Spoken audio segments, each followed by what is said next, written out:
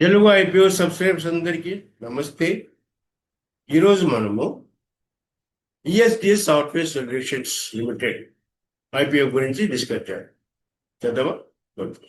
So ఇది company financial analysis and performance status. So మన ఏ power software ఈ కంపెనీని అన్హెల్దీ కింద క్లాసిఫై చేసింది, ఎందుకు వచ్చింది. హెల్త్ అనాలిసిస్ సాల్వెన్సీకి వచ్చేటప్పటికి ఏమైందంటే డెట్ టు అసెట్స్ వచ్చేటప్పటికి 0.6 ఉండాల్సింది 0.71 ఉంది, అంటే డెట్ ఎక్కువ ఉంది. సో నెట్వర్క్ అసెట్స్ వచ్చేటప్పటికి 0.34 ఉండాల్సింది 0.28 ఉంది నెట్వర్క్. సో అందుకని ఈ కంపెనీని అన్హెల్దీ కంపెనీ కింద, ఎందుకంటే సాల్వెన్సీ ఎఫెక్ట్ అవుతుంది కాబట్టి. సో అన్హెల్దీ కంపెనీ కింద క్లాసిఫై చేసింది సాఫ్ట్వేర్. సో లిక్విడిటీ వచ్చేటప్పటికి కరెంట్ రేషియో 1.33 ఉండాలి, 1.16 ఉంది.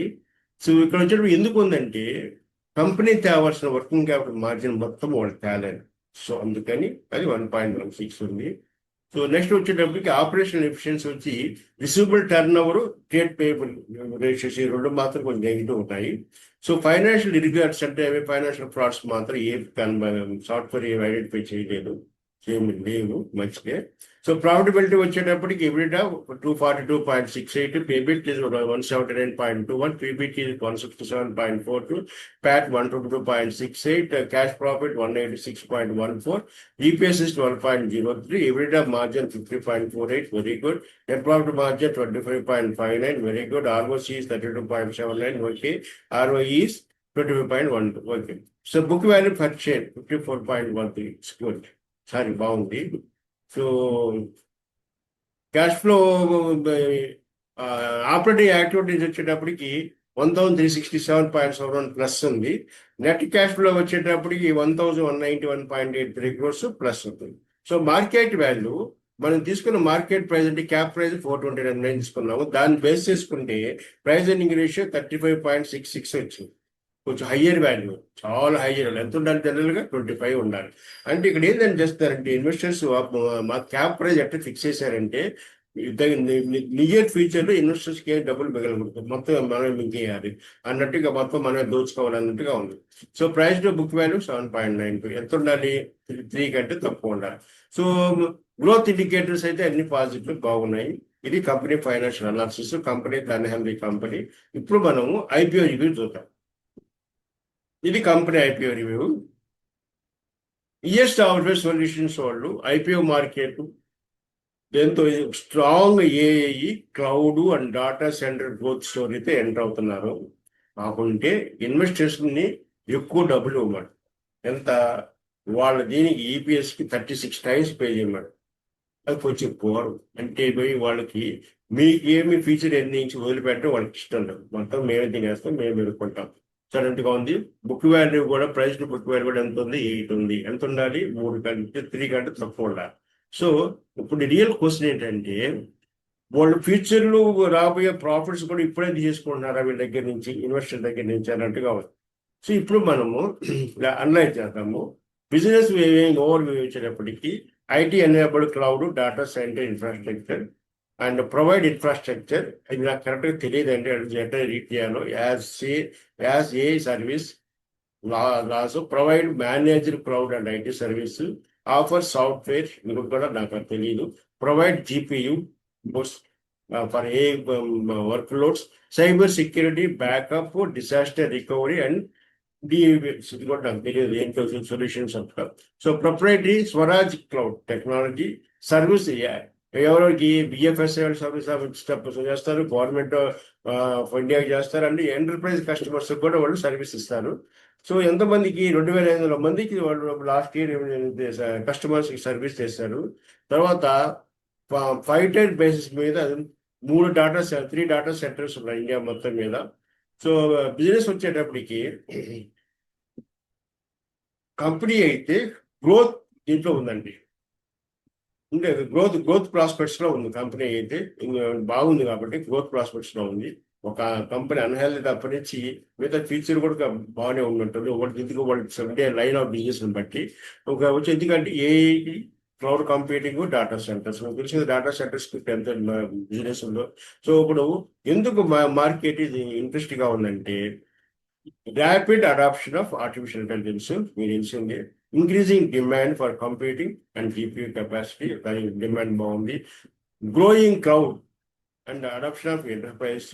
తర్వాత డేటా లోకలైజేషన్ రిక్వైర్మెంట్స్, ఎక్కడికెక్కడికి డేటా సెంటర్స్ వచ్చేస్తున్నాయి సరే కదండి.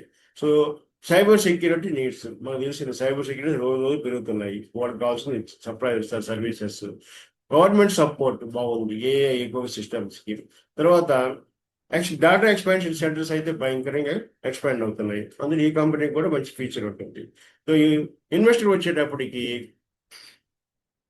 ఇండస్ట్రీ ఆపర్చునిటీ చాలా బాగుంది, కరెక్ట్గా ఉంది, డెఫినెట్గా చాలా అట్రాక్టివ్గా ఉంది.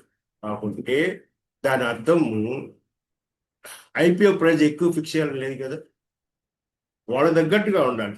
వాళ్ళు రిటర్న్స్ ఎట్టున్నాయో, వాళ్ళు ప్రాఫిట్స్ ఎట్టున్నాయో దాని తగ్గట్టుగా ఐపీఓ ప్రైస్ ఉండాలి. కానీ మాకుండే ప్రాఫిట్స్ ఎంత కాదండి, మన ఐపీఓ అమౌంట్ మాత్రం చాలా పెద్ద అమౌంట్ కావాలంటే ఎట్లా వస్తుంది, ఎక్కువ సైజు కండి.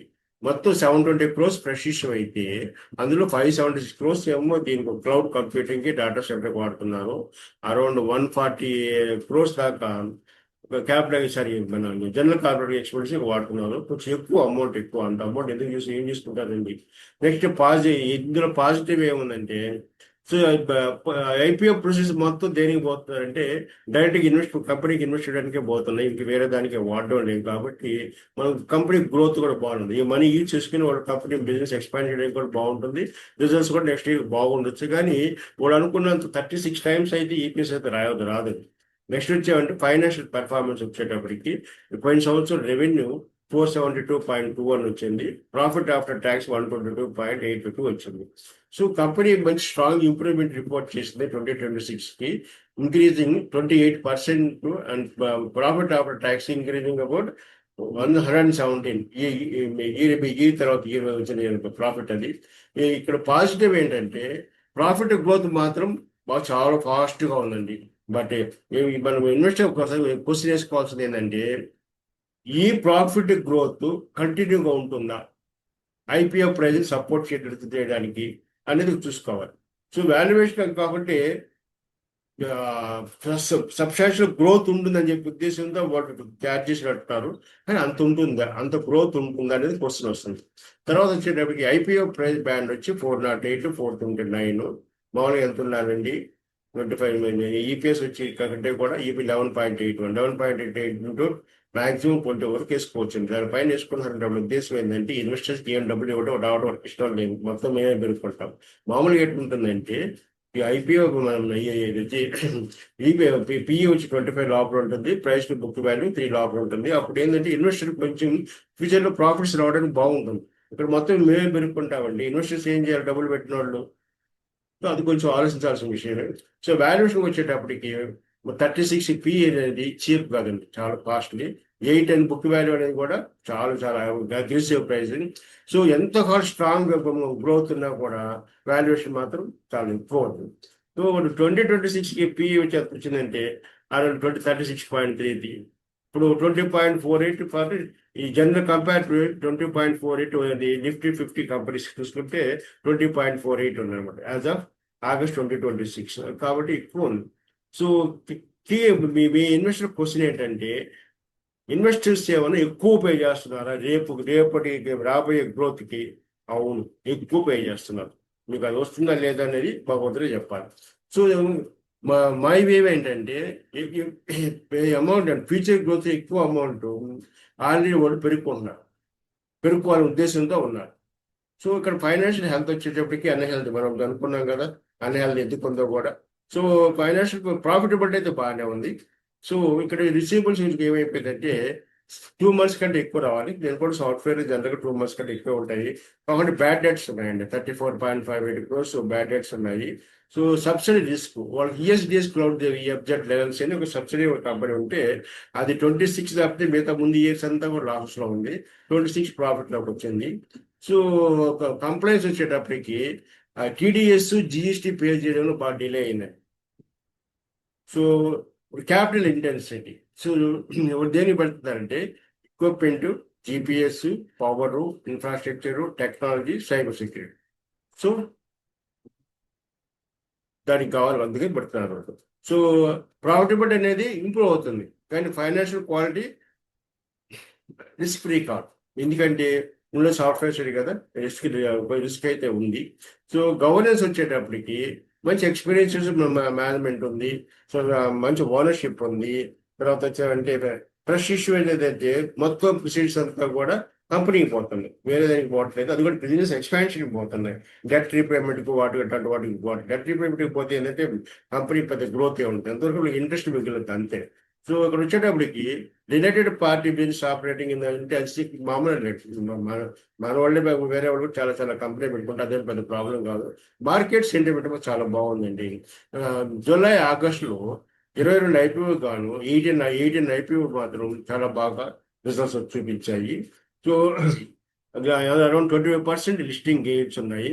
స్ట్రాంగ్ అంటే ఇన్వెస్టర్ అంటే వాళ్ళ ఎక్కువ మంది వస్తున్నారు, దాని దగ్గర రిజల్ట్స్ కూడా ఉన్నాయి, బాగున్నాయి కూడా. So at the same time current IPO demand కాకుండా ఇప్పుడు వచ్చేటప్పటికి సెలెక్టివ్గా ఉన్నారు.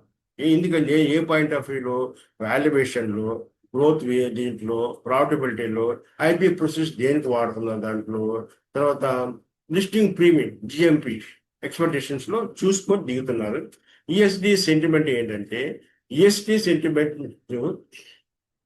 కొంచెం అట్రాక్ట్ చేస్తుంది, కానీ ఎందుకు అట్రాక్ట్ చేస్తుంది? వాళ్ళ దగ్గర ఏఏ ఉంది, క్లౌడ్ ఉంది, డాటా సెంటర్ ఉంది, జీపీఏ ఉంది. మార్కెట్ ఏంటి అంటే సెంటిమెంట్ బాగా కావాలి. వాళ్ళ దగ్గర ఇవి ఉన్నంత మాత్రాన అట్రాక్టివ్ వాల్యూస్ అనుకోవడానికి లేదు కదా. ఎందుకంటే ఎప్పుడో రాబోయే ప్రాఫిట్స్ కూడా ఇప్పుడే మేము తీసేసుకుంటాం అనేది మీనింగ్లెస్. అసలు వాళ్ళు ఇన్వెస్టర్స్ ఒక వాళ్ళ ఫ్యామిలీ మెంబర్స్గా ట్రీట్ చేయట్లా, ఏదో దోషించుకున్నా అయిపోయింది అన్నట్టుగా ఉంది. సో ఇక్కడ వచ్చేప్పటికి ఇన్వెస్టర్ స్కోర్ కార్డు వచ్చేటప్పటికి business model strong, AI opportunity strong, data centre opportunity strong, industry outlook positive, revenue growth positive, profit growth strong, financial health unhealth మనం ముందు చూసాం కదా. రిసీవబుల్స్ కొంచెం ఆలోచించాల్సినట్టు ఉంది. గవర్నెన్స్ వచ్చేటప్పటికి వాచ్ చేయాలి. కాంపిటీషన్ అయితే బాగుంది. పియూ మీరు చెప్పే కదా ఎక్స్పెన్సివ్, పీబీ కూడా చాలా ఎక్స్పెన్సివ్, మార్జిన్ ఆఫ్ సేఫ్టీ లో, ఎందుకంటే సాఫ్ట్వేర్ కంపెనీ కాబట్టి. సో ఓవరాల్ వచ్చేటప్పటికి కాస్ట్ మామూలు మనం చెప్పే పదాలే అండి. సో ఫైనల్గా ఇన్వెస్టర్ వ్యూ ఏంటంటే ఎందుకు మనం దీన్ని లైక్ చేయాలంటే ఏఐ క్లౌడ్ గ్రోత్ బిజినెస్ లో ఉన్నారు, డాటా సెంటర్ ఎక్స్పాన్షన్ లో ఉన్నారు, జీపీయూ ఎస్ఎస్ సర్వీస్ అది స్ట్రాంగ్ ఎఫ్ఐ 2020 ప్రాఫిట్ గ్రోత్ బాగుంది, 576 గ్రోత్ బిజినెస్ కే వాడుతున్నారు. మొత్తం ఫ్రెష్ ఇష్యూ, ఓఎఫ్ఎస్ లేదు. సో ఏం మనం లైక్ చేయడం అంటే ఇందులో పిఈ ఎక్కువ 36 ఉంది, పివి 8 ఉంది, వాల్యుయేషన్ చాలా ఎక్కువ ఉంది, రిసీవబుల్స్ బ్యాడ్ డెట్స్ ఉన్నాయి, క్యాపిటల్ ఎక్కువ అవసరం ఉంటుంది మీకు బిజినెస్ కి, కాంపిటీషన్ అయితే బాగా ఉంది, కొంచెం governance related party business transactions అయితే ఉన్నాయి, అది పెద్ద ఇష్యూ ఏం కాదు. ఫైనల్ గా మనం ఏమంటామంటే business good, industry strong, financial health unhealth, valuation expensive, market sentiment positive, overall IPO cautious. మొత్తం మీద మీరు దీనికి కానీ ప్రిపేర్ అయితే ఏంది, పిఏ 36 టైమ్స్కి, ప్రైస్ టు బుక్ వాల్యూ 8 టైమ్స్కి మీరు కానీ ఫ్యూచర్ గ్రోత్ బాగుంటుంది అనుకుంటే మాత్రం మీరు ఆలోచించు.